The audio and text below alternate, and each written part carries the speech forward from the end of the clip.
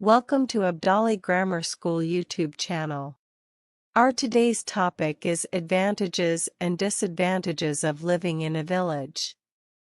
Advantages of village life. The people have fresh food from the fields.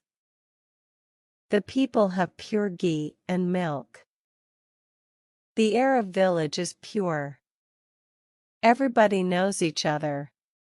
Disadvantages of living in a village. In most of the villages, there is no natural gas. In most of the villages, there is no water sanitation system. There are poor education facilities. There are poor health facilities. There is no modern transport system. There are very few jobs. Thanks for watching. We will see you in the next video.